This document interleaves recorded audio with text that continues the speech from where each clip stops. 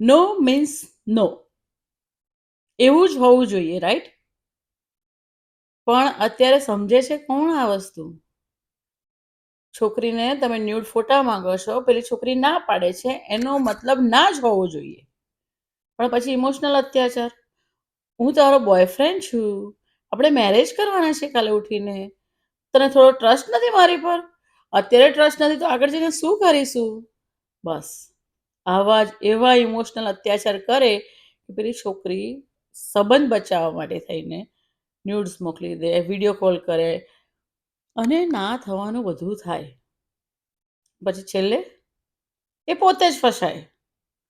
છોકરીઓને કહું છું કે એ લોકો તો ઇમોશનલ અત્યાચાર કરશે જ, પણ તમે થોડી પોતાની બુદ્ધિ ચલાવવાની, કે જો મેરેજ પહેલા તમારી ના ના લઈ શકતો હોય તો મેરેજ પછી તમારું શું ચાલવાનું છે એની આગળ? કઈ નહીં ચાલે. એક સો પીસ બનીને રહી જશો એની જિંદગીમાં. હા, એટલે નો મીન્સ નો. એ લોકો એ લોકોએ પણ લેવું જોઈએ, અને તમારે પણ એની પર ટકી રહેવું જોઈએ. હા, હિમજ કરો.